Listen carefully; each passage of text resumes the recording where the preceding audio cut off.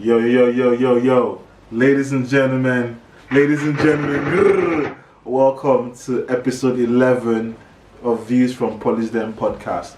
I am your humble host, the creator and proprietor of Views from Paulys Then, Paul Jr. And welcome to episode 11, Music, Drama and Meltdowns. This is crazy, guys. Like, this journey has been good. Thank you for everyone who's been following me on this journey since I started on this platform. And for those who haven't, who are just joining us, who are new, welcome, and hopefully you join me along more episodes. Please like, subscribe, and share, and let's get into it. So the first thing we usually do on Views from Paulys Then podcast is every episode I always break down the new music that I've listened to during the week. Now the new thing about this particular episode is dropping midweek. So I've done a midweek thing. I want to see, I'm trying to see how the algorithm is working. So I'm dropping midweek. So this is the stuff I've listened to this week so far. Obviously number one, we've got Body Tuff, TML Vibes, and Ruga. I'll be honest, Ruga carried the song. That's just it. He carried the song on his back. Ruga's verse was a standout thing for me. The production is actually solid. I'm not gonna argue that at all. But the hook and the rest of the song was just man. So it was just mid. It was not my kind of vibe. Like, I was just like, bro, if not for the fact that this guy had Ruga on this song, man, it was not going to do anything. But Ruga is known for his distinct vocal style and ability to dominate features. Often overshadowing collaborators, and he proved that in this song, Buff. So like Body Tuff. So you guys listen to it and tell me what you think. Was I right? Am I right by saying the hook and the rest of the song is mid par Ruga's verse? Then the second track I'm going to talk about is Two Factor Jonn featuring Asake and Focalistic. Obviously, as a banger, like that one, that's a banger, man. Yeah, no cap, no. Jonn came through, and Two Factor is the single off his album Blue Disco. This is a club record, bro. So I'm excited that he actually dropped the video. Blue Disco came out early this year or late December, I think. Either January or in December last year. January this year or December last year. And it's been the album was the album was filled with hits. It's a proper vibe. I really like it. Jonn is a hit maker, straight up. Asake brings the street and the melody, Focalistic as the amapiano. So it was a perfect combination, honestly. It was a full Afrobeats club vibe, no skips, man. The video actually matches the vibe as well. You guys go check it out. The song is part of Jonn's Blue Disco, like I said, where he blends Afrobeats with global dance sounds. And he had a particular name for his own sound that he used in Blue Disco. I think it's Afri House or something like that. Yeah. But yeah, go check out the single and check out the video. It's actually quite dope. Now we're going all the way to South Africa. Oh, excuse me, I was going to say Ghana. South Africa with Nadia Nakai featuring Nasisi. The name of the song is I really like the song, man. Nadia Nakai, this is the first time I'm listening to her. She was really dope on the track. She bodied it. She was rapping, man. The flow and delivery was elite. No cap. The beat is like some heavy hip hop R&B type beat, like but more heavy on the hip hop with really heavy hits and heavy kicks. Nasisi did this thing as well. But if I'm being honest, low key, she didn't even need a feature. Not disrespecting Nasisi, but she didn't really need a feature, if I'm being honest with you. But Nasisi gave it that reach, you know what I'm saying? But Nadia Nakai is known for her confident delivery and dominance on hip-hop beats within South Africa rap scene. So it was a really good single. For the first single I've heard from her, it was a really good one. I really like it. Then this was the third, sorry, excuse me. The fourth track I listened to is called Jembe by famous Pluto and Mavo. Now, obviously, this is Mavo just. Mavo is just coming back to back. Pause. Mavo is a bad boy, man. Mavo is a bad boy. Like, this track is a proper club track, just like the Two Factor track from Jonn. This Jembe track with famous Pluto featuring Mavo, proper hit. Afrobeat and amapiano fusion. There's a club ready sound. Mavo was a standout performance. His verse 8. I'm not gonna lie. Like, pause. That young boy is a young thing to watch out. Trust. No, Mavo is moving like someone that wants the Headies Next Rated Award. I'm not gonna lie. Nah, Mavo is doing his thing. Like, that's big, that's huge. You know, and then the fusion of Afrobeats and Amapiano continues to dominate African club music. I feel like producers have been able to find that niche between Amapiano and Afrobeats and just blend it perfectly. And you can see it on this Mavo track. Famous Pluto track featuring Mavo. So you guys go check it out. Tell me what you think. Am I overgassing it, or is it actually what I say it is? It's Views from Paulys Them podcast. Of course, it's what I say it is. You get me? But yeah, so we're gonna go into some industry drama, man. Shoday against an artist named Kizzi. So an artist named Kizzi dropped some claims on social media stating that he had paid Shoday 1.4 million naira for a remix. Allegedly he had paid Shoday 1.4 million naira for a remix. The song was recorded, the video was shot, but the song was never cleared and never released. You know, and when he finally, like, after trying months and months of trying to reach out to Shoday and his team, without any sort of reply for clearance on the song so he could drop it, eventually Shoday's camp responded that, first they need proof of payment, which he provided, and then they were like, sorry to inform you, but Shoday is now signed to Sony Music Entertainment. So all old agreements are allegedly void.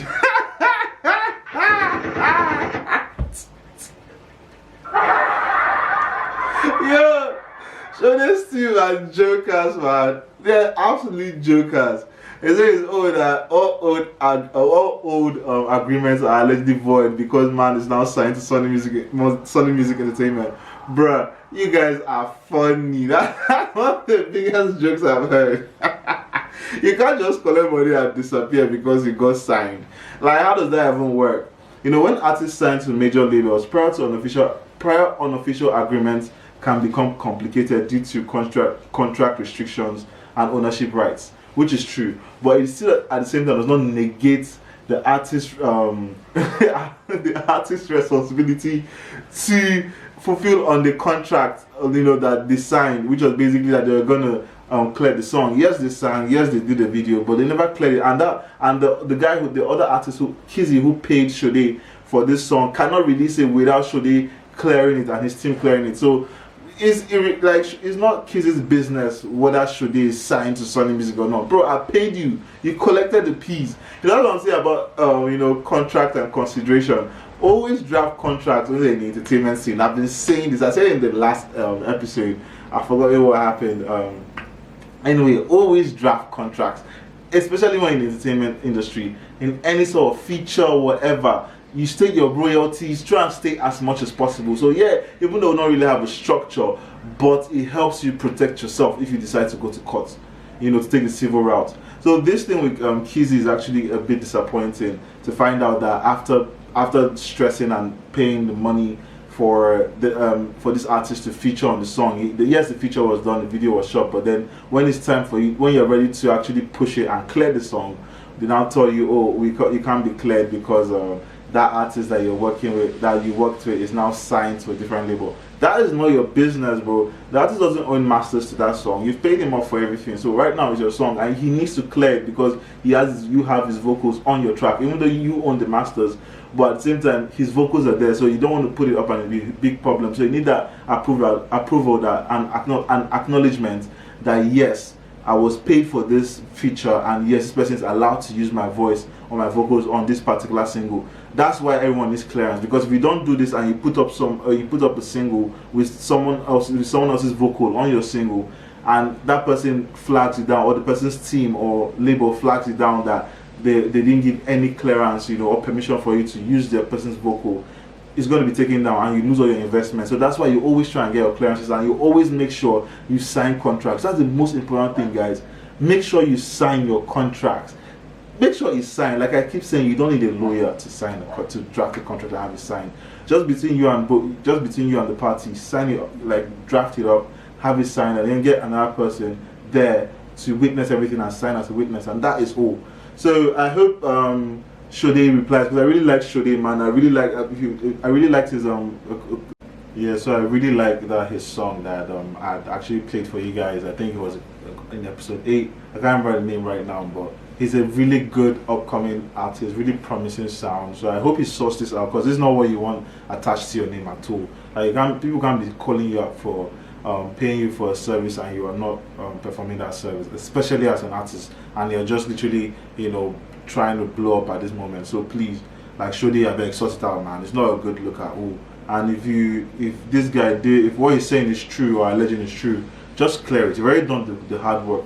Just let Sony Entertainment know that this was before, you know, your contract with them, and clear it. There's nothing that you already been paid for it, and the song has already been done. Yeah. So that's for Shoday. Now we go to another artist case with Chike. So Chike is another controversial case. Well, not between two artists anyway. It's between an artist and a lady named Chioma, I think, allegedly, please. So anyway, Chike is a Nigerian Afrobeat artist who does a lot of love songs. He's I'll call him an A-star artist. He's done really well for himself, but it's pretty much low key on the online scene. He doesn't really post like that. He doesn't do stuff to go viral. But his songs are really, really good, and he's got a really, really, really, really great following in the Afrobeat industry or scene in Nigeria and across Africa and across the world as well. I'll say so. He's within the lane of them on my lay, you know. That's his type of vibe. But anyway, Chike dropped a couple of tweets that went viral yesterday, or day before yesterday, where he was like, he called out a lady for allegedly defrauding him of $20K dolls. You know, I don't want to say her name because it's not been proven. I think I said it earlier on, so. but it's not confirmed. I'm not saying allegedly, you know. But so in that situation where celebrities are getting scammed, nobody is safe, man.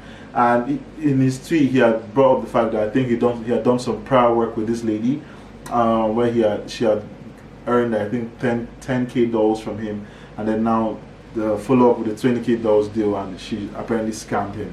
So online fraud and impersonation scams targeting public figures have increasingly become common, but at the same time, this situation where he has worked with a girl, he's had prior experience working with her. You know, if she scammed him before, I don't know why he's dropping an ad 20 bands. Like, bro, first time beating. What's my mistake? What was it called? First time is my mistake. Second time, I can't remember anyway. But yeah, like, bro, you can't let yourself be scammed like this. First time you worked with her, you said that you had some issues that happened. If you had issues the first time, why would you drop on a bag and even double it? First time was 10, second time is 20. Chike, bro, I'm sorry, man. Like, no. I'm sorry, I'm laughing, but it doesn't make sense to me. Honestly, it doesn't. But anyway, you guys just be careful out there. Artists, public figures, everyone, be careful about who you're dealing with. And if the first time the deal doesn't really go well and it feels a bit off, I would ask you to be highly prudent before you do a second deal, whoever the person is.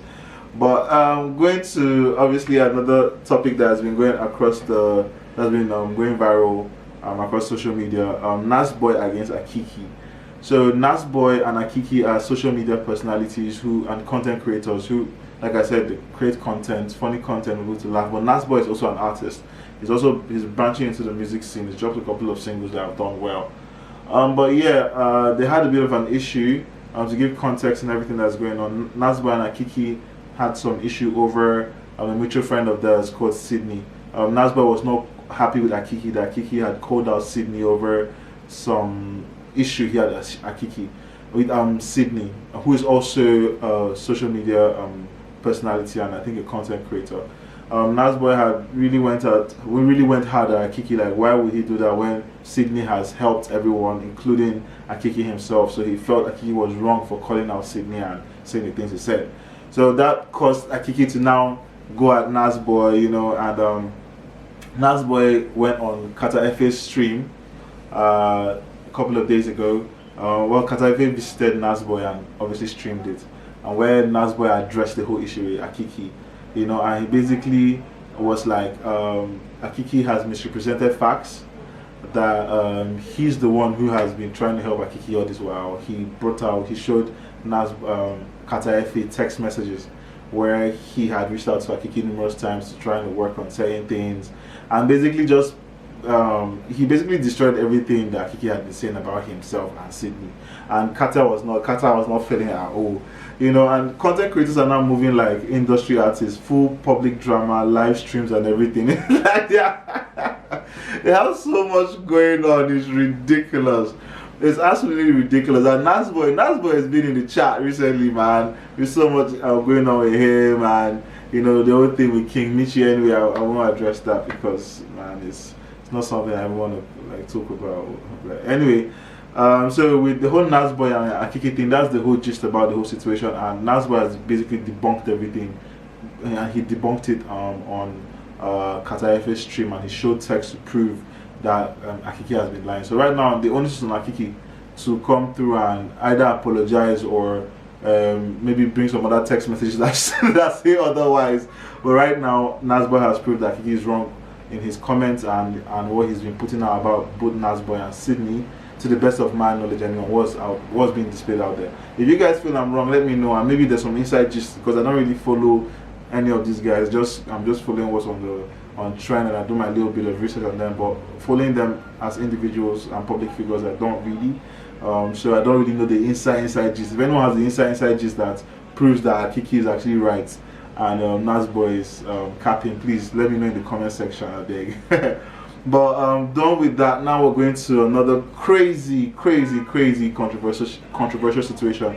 And this is something that I never thought would happen, or I never would have dreamt that this person would be caught up in this kind of issue.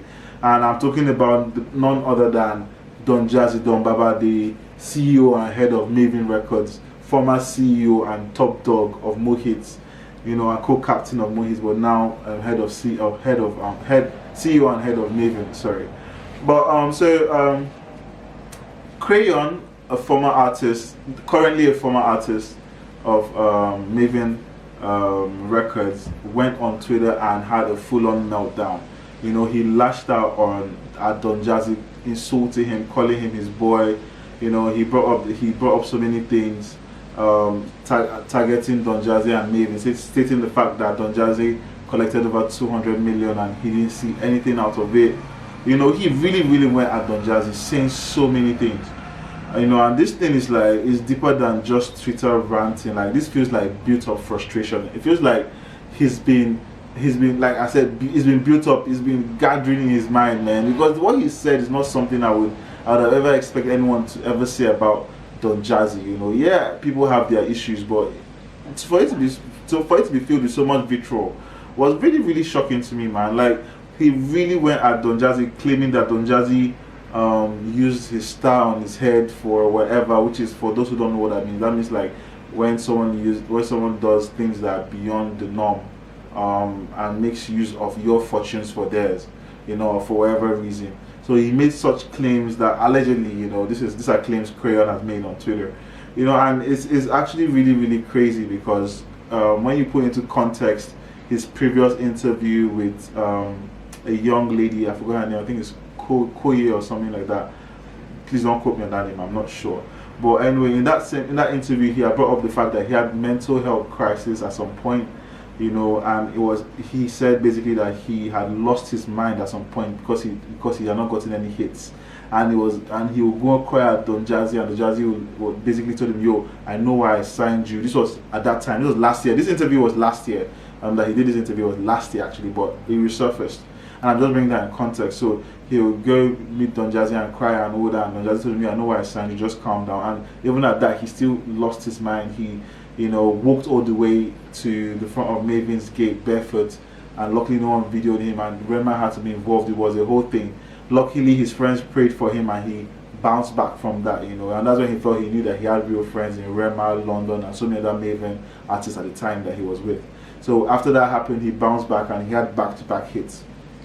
So my main point is basically this meltdown didn't start today, but this was last year, and after his hits, now we have this.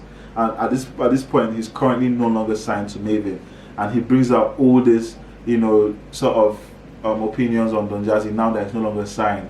So is it that he's no longer, the fact that he's no longer signed is making him bitter towards Don Jazzy, and also tying into the fact that he had lacked hits at some point, which caused him to, you know, have a mental breakdown, and eventually he surpassed that and got hits, but now he's been dropped. Now he's been dropped by Don Jazzy, Mavin. So the question now is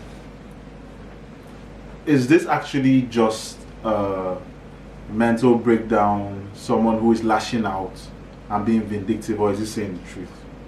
Because we're not in his shoes, we don't know what this guy experienced, right? And there's a lot of stuff that goes on in the entertainment industry that, you know, is actually weird. But then we also have to give credence to the fact that he had an interview a year ago where he actually brought up himself the fact that he had a proper mental breakdown. So is this just another mental breakdown, another situation that's going on, or is he actually real? Like I said, then you now have a lot of people that are weighing in. Samklef, you know Samklef from the last episode I brought up, a veteran producer who's making claims to 6 masters from Wizkid's Starboy album. He came through saying that he dropped a lot of tweets, guys. He went ham, but I'll just summarize it. He was like, "Oh, Don Jazzy will soon cast." You know that a lot of artists from Mavin are not blowing up, which, to be fair, you know, he's speaking that's factual, because in Mavin you only have Star and Rema that are notable acts out of Mavin. All the other acts, you know, they are relatable. They have a couple of singles, a couple of hits, but they are not consistent. So I think that's what he means by artists are not blowing up. He goes on to say that, this is allegedly, he goes on to say that they use their stars for 7 years, and then when they want to renew it, if you refuse, they then release you. You know, because Samklef always comes with conspiracy energy, but sometimes there's a little bit of truth inside. You know, I'm not laughing at Crayon's case, because it's actually something that is serious. Mental health is something that is very serious. But when you have people that are chiming in with their conspiracy theories, you know, it gives a little bit of comedic relief to the whole thing. Like I said, you know, he has conspiracy energy, and he's been saying a lot about the Nigerian industry and how it needs to be cleansed. He said that he's the one that's going to cleanse the Nigerian industry, and talking about how Don Jazzy was soon cast, and obviously relating it to his artists not blowing up, and saying a lot of other conspiracy theories, is really enlightening, but also hilarious. But seeing as he's been part of the music industry right from his genesis, you know, when he started growing properly, I will give him a little bit of credence, which is why I say there might be a little bit of truth inside, you know. But then things like using people's stars for fame, we're in a world where the supernatural is real. I believe in God. I believe there are things that happen that you cannot explain or understand, and there are things that are divine. And just like you have things that are amazing that you can't explain that are divine, you have things on the evil side as well. A lot of people do a lot of things for money.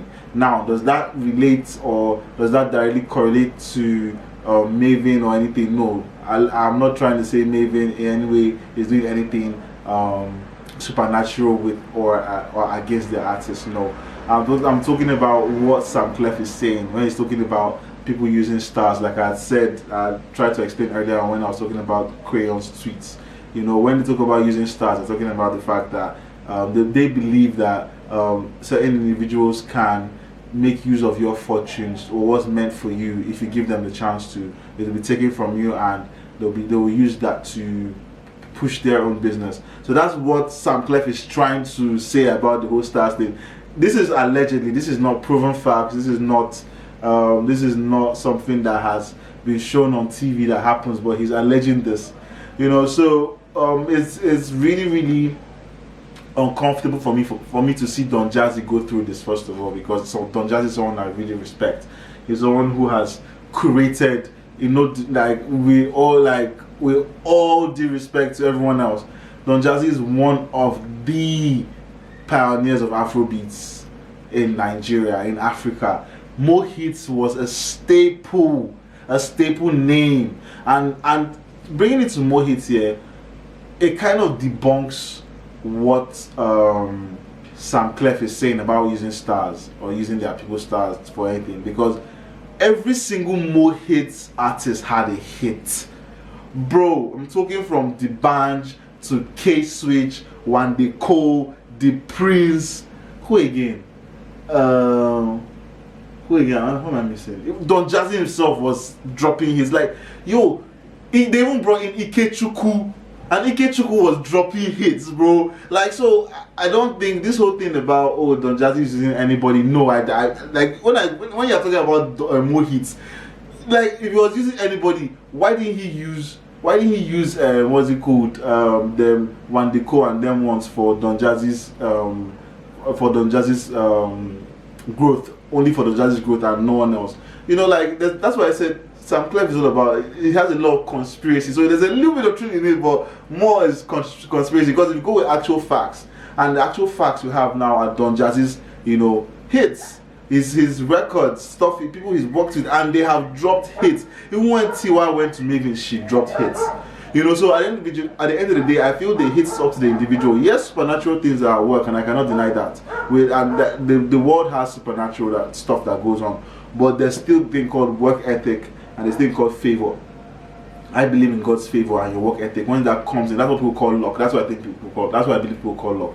But for me, I believe it's God's favor and work ethic. So once you have work ethic and God's favor, being consistent, then it's gonna come for you. So, yes, you know, it takes time for certain people. So I can't explain what's going on with Crayon, but I'm talking about based off the comments that were made. And when you have this same person that is being that comments are being alleged at, which has a proven track record that debunks these comments, it's hard for me to believe them. So I would look at Crayon's current tweets as probably an episode, a mental episode that he's having, and obviously seeing as he's no longer with Mavin, he's lashing out. But if you're actually going by facts and we look at what Don Jazzy has done, his track record, bro, like everybody, like I say, everybody in Mohis had a hit. Mohis was the biggest thing in out of Africa that period.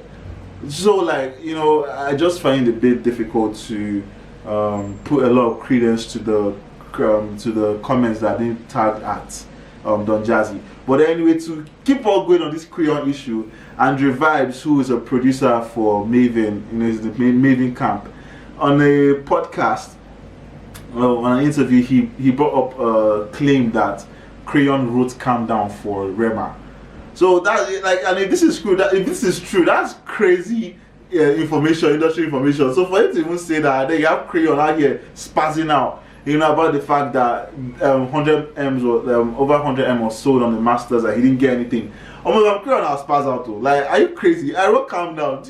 "Calm Down" was Rema's first breakout hit, and he got on the Billboard, and that's the thing that Billboard ranked Rema on the top 25 most number ones ever. Afrobeats, like Afrobeats top 25 most one hit wonders top 25. Afrobeats one hit wonders top 25. Like most Afrobeats one hit wonder most ever top 25. I think, I'm not sure. But anyway, like, but that was Rema's. That was what took Rema to Billboard. And you're telling me that Crayon didn't get 1 naira? No, now that's legit spazzing out. If that's true, you know. But you know, aside that, every other thing there's no every other thing that's been said or alleged that Don Jazzy, I feel has no holds no weight. But based on this one that Andrew Vibez is saying, Andrew Vibez he's a producer for Mavin, in the Mavin camp. So if he's saying that, bro, like, then you know that, yo, this is probably true. So Crayon no more. We have to sue Don Jazzy. Don't about that joke. That joke, you know. But anyway, if it's true, if it's actually true, jokes aside, if it's actually true, Crayon decided, and if it's actually true that Crayon wrote the song for "Calm Down" and he didn't get any sort of revenue for it, he deserves to sue Don Jazzy, because I rate you so much, but that's wrong. You can't be doing that. You are a big boy. OG, that's unnecessary for you. But then back to the thing again on the same Crayon issue. That's how Oga Samklef went to go and drop old tweets from Wandiko when Wandiko was going at Don Jazzy, saying, "You're not God, you cannot stop me," you know. And he then also went to explain to artists that are reading his tweets that, yo, if you have the opportunity, leave these record labels, and using Wizkid leaving EME as an example.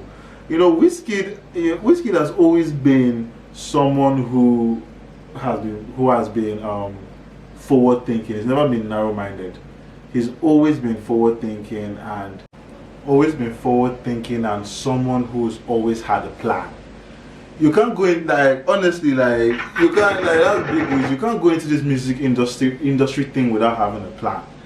Get signed to a label, drop your hits, get yourself relevant enough to be able to renegotiate your deal or buy yourself out of your deal, you know, or finish all your albums, whatever you're owed, and then dip. That's what Wizkid did. And once Wizkid left EME, he went to Disturbing London with Tiny Temper, learned the music industry a bit more, learned about the music industry a bit more, drop hits, drop bangers. And then the funny thing is with Disturbing London, he only signed a distribution deal. He didn't sign a artist record label deal. And then that got him a deal with Sony, you know, and he just kept going. So Samklef bringing up Wizkid is a great example, but it's not as realistic because people need to have these plans for themselves. Yes, I get what he's saying with, you know, make a name for yourself, break out, believe in yourself, and pray to God, and you'll be alright, which is true. God is the provider of all things, and all faith in Him, and you're good as long as you do the work. But at the same time, you need to have a plan. So him asking artists to just, telling artists to just go out on a limb, I feel is a bit wrong.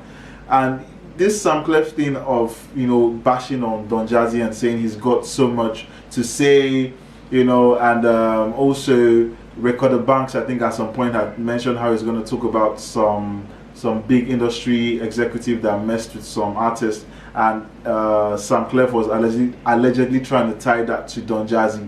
You know, so I was looking at Samklef, like, I get this whole conspiracy thing, but mate, you need to be careful as well, because you know Don Baba, like you said, he has his bots. He also has a team of lawyers. So if you are speaking about things you have no proof towards or of, our advice is to just tone it down a bit, bro. Like, that's what I'll say, because this whole Crayon thing, as sad as it is, it comes across as someone who is having another mental issue, and unfortunately is lashing at someone who gave him an opportunity, and because of the way he feels at the moment now, he's gonna lash at the person who he feels should have given him way more. So yes, it comes across as a little bit of being entitled, you know. But at the same time, knowing his mental health situation that has happened previously, I would ask that, you know, fans give him a little bit of grace in this situation, because it's not easy being in the industry, and then when you feel like you're not doing enough, when there's so much more that you could do, or you feel you could have done, you know, and then when you lose the opportunity you had, you know, it brings the most bitter side out of basically most people, if not everybody. So yes, this is trending, and he's saying a lot about Don Jazzy, which, like I just spoke about, bringing up the more hits and the crew. If you are going to bring that up, which is part of Don Jazzy's repertoire, then I'm sorry, Crayon's statements don't really hold any weight. Or rather, not that Crayon's statement don't hold any weight, Samklef's statement don't hold any weight, because Don Jazzy has proved it before that he's done it, and he's done it again. Some things sometimes are up to the artist. It can't be always up to the label. But then in the case of Crayon, as sad as everything that he has going on is, we can't take everything he's saying as facts, you know.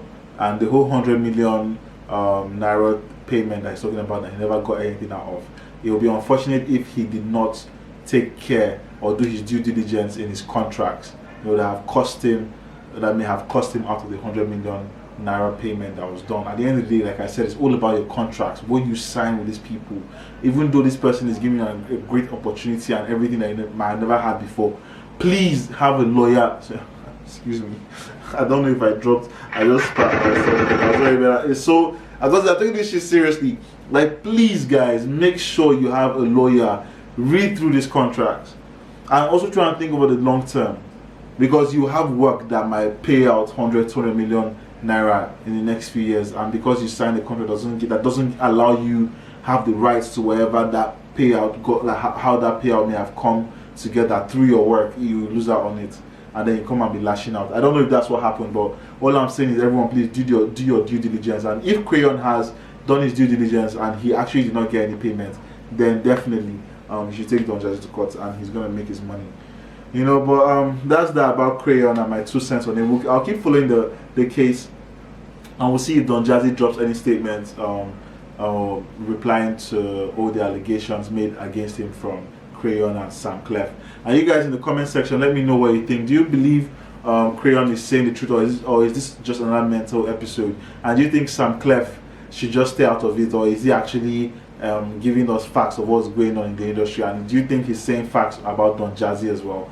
Please go in the comment section and let me know what you think about everything that's going on. So going on to the next topic, this actually dropped in August 2025, but it just went viral recently.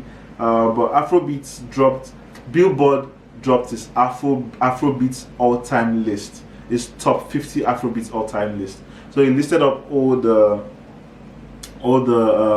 top Afrobeat tracks within a certain time period that was able to help birth Afrobeats and bring it mainstream. So obviously we have so many hits that brought Afrobeats across the pond, or took Afrobeats across the pond to the US and the UK and so many other places.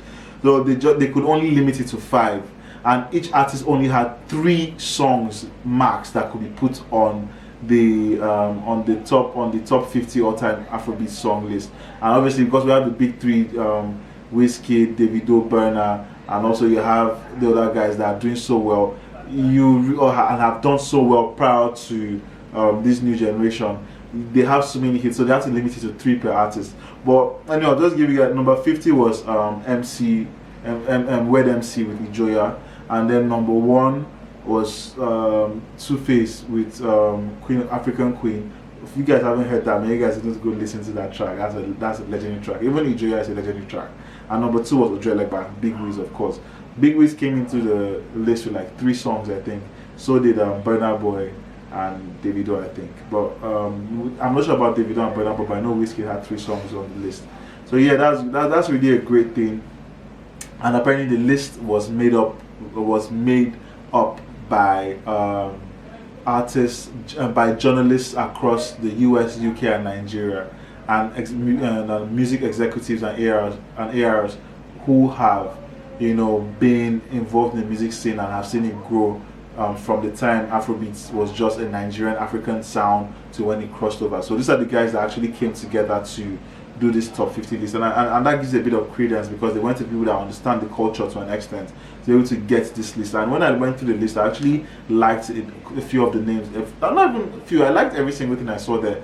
Were the numbers representing where this song should stand? I cannot say yes or no, but all the songs that I saw there, I feel should have been on there. Maybe there's some other songs that maybe you guys would have felt should have been on the list. If you've seen it, please let me know. But I felt every song that was on that list represented the growth of Afrobeats up from that point up until now. So that's actually good. But let's argue what's missing. Let me know what you think is missing from the list. But that's actually really dope. But no matter how you argue it, African Queen number 1, I agree, because that song really took off when it landed. Oi, you get me? Took off when it landed.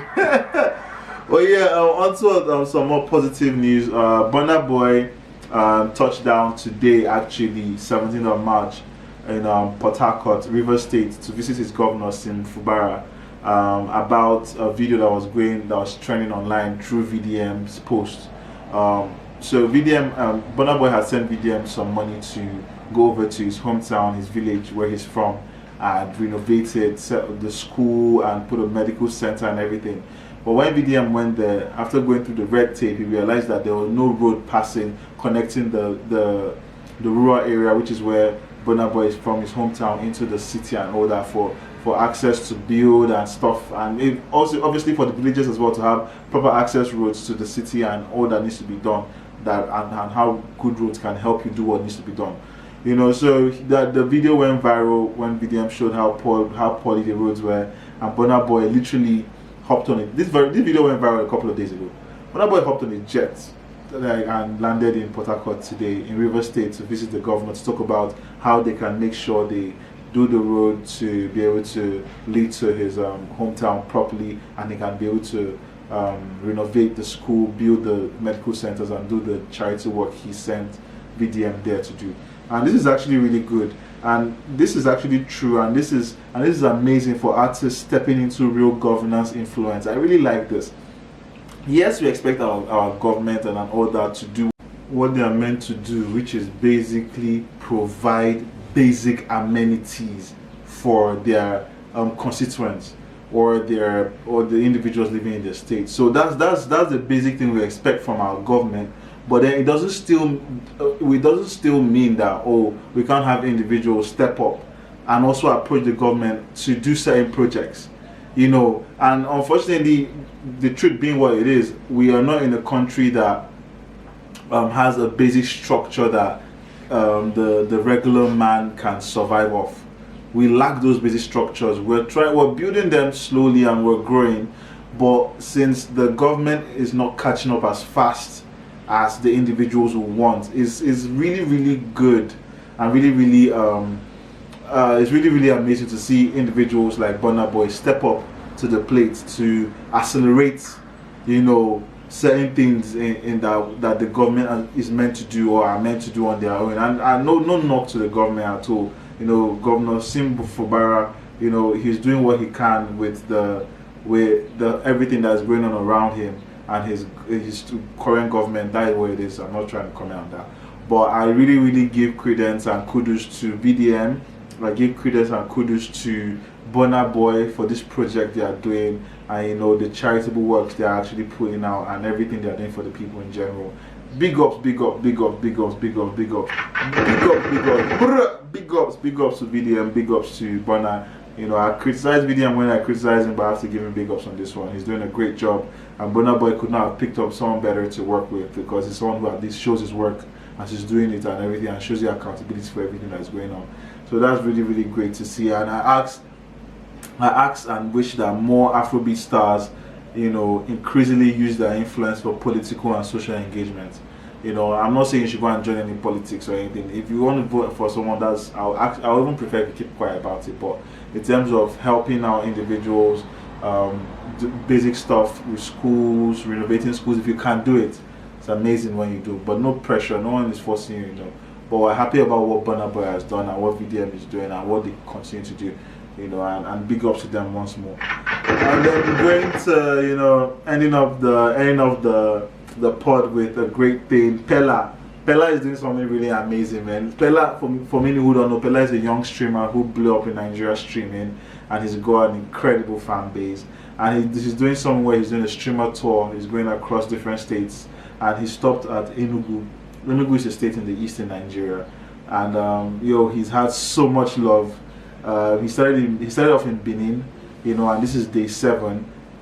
He's in Enugu right now. The street engagement has been massive, you know, and he's had issues he's had people in Enugu shouting Igbo Kwenu, you know, and he's not been saying it properly. He's been mispronouncing the words, but he's trying, and he's getting a lot of love for it. And big ups to Peller, you know, he almost even fell off his car. But